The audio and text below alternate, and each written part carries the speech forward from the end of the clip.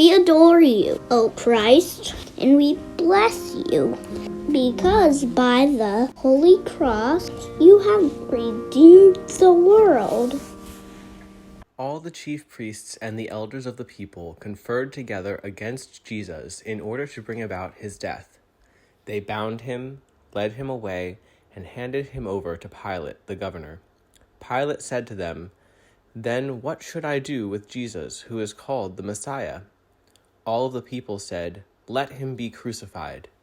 So when Pilate saw that he could do nothing, but rather that a riot was beginning, he handed Jesus over to be crucified.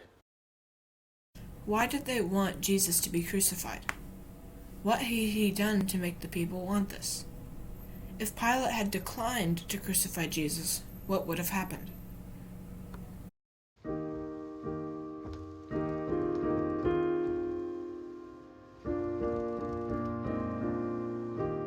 We adore you, O Christ, and we bless you, because by the Holy Cross you have redeemed the world.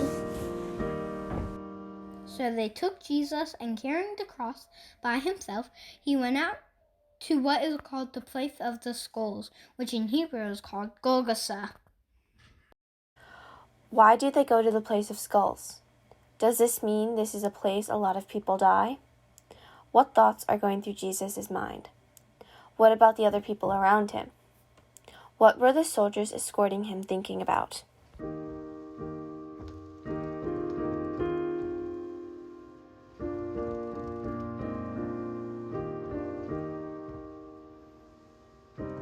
We adore you, O Christ, and we bless you, because by the Holy Cross you have redeemed the world. As they led Jesus away, they seized a man, Simon of Cyrene, who was coming from the country, and they laid the cross on him and made him carry it behind Jesus. If anyone would be my followers, let them deny themselves and take up their cross and follow me. Why did the soldiers choose Simon to help Jesus? There was a whole crowd there. They could have picked someone else. Number 2. Why did Simon become a follower of Jesus? Why did he help him while he was carrying the cross? Why did he help him up when he fell? Number 3. What shall the followers of Jesus deny themselves of? In the passage, it says, "If anyone would be my followers, let them deny themselves and take up the cross and follow me." What shall they deny themselves of? This makes me feel bad for Jesus, because he is coming carrying that heavy cross, while he is weak and beat. This makes me want to pray more and be more righteous.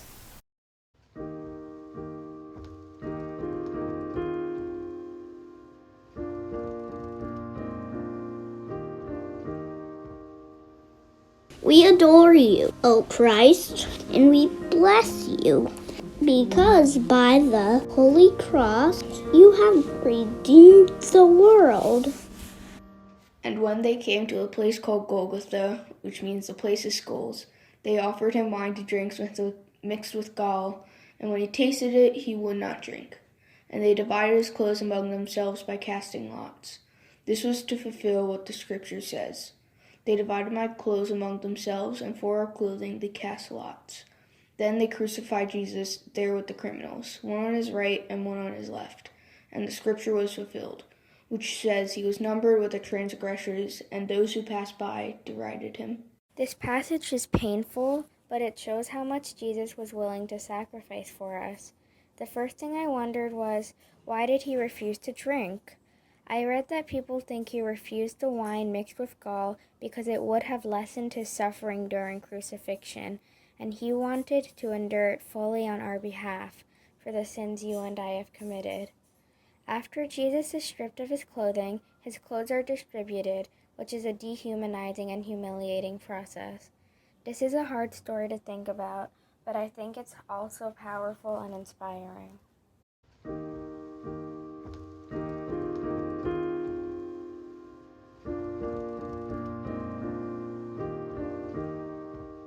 We adore you, O Christ, and we bless you, because by the Holy Cross you have redeemed the world.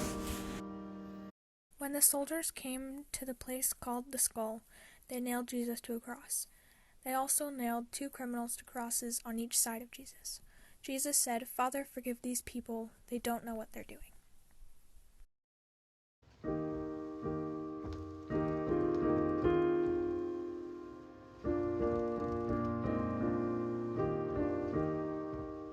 We adore you, O Christ, and we bless you, because by the Holy Cross you have redeemed the world.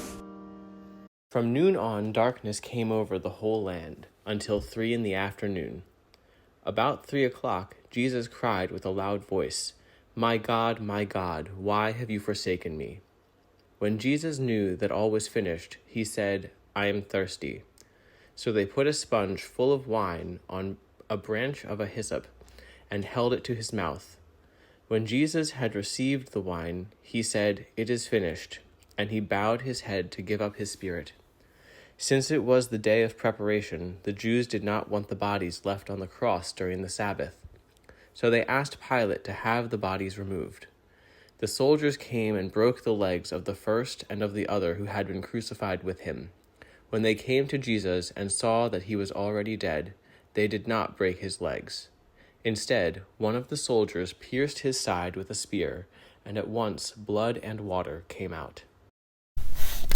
One of my questions is why they went through all the trouble to put wine on a sponge and then put it on a branch of hyssop and hold it to his mouth instead of just giving him a drink of wine.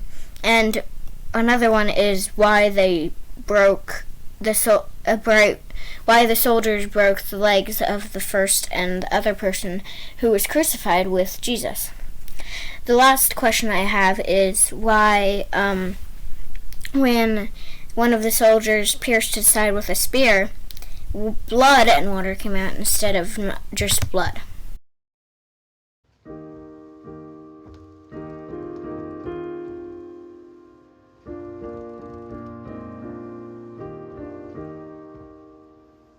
We adore you, O Christ, and we bless you, because by the Holy Cross you have redeemed the world. When it was evening, there came a rich man from Arimathea named Joseph, who was also a disciple of Jesus. He went to Pilate and asked for the body of Jesus, and Pilate ordered it to be given to him. So Joseph took the body and wrapped it in a clean linen cloth and laid it in his own new tomb, which he had hewn in rock. He then rolled a great stone to the door of the tomb and went away. This passage raised a few questions for me. I wonder if Pontius Pilate felt guilty or regretted crucifying Jesus. I wonder what was going through Joseph's head while he wrapped Jesus' body in linen and put it in the tomb. After a small amount of research, I learned that Joseph gave up his family tomb for Jesus. The reason for this is that the common practice for Jews was that they do not mix families in the same tomb, so when Joseph put Jesus in the tomb that he had recently built for his family, he was giving it up forever because now only members of Jesus' family would be able to be buried in that tomb.